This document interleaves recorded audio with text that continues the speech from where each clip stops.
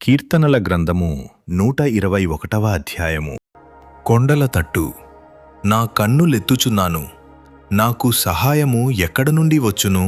యెహోవా వలననే నాకు సహాయము కలుగును. ఆయన భూమ్యాకాశములను సృజించినవాడు. ఆయన నీ పాదము తొట్రిల్లనీయడు. నిన్ను కాపాడువాడు కునుకడు.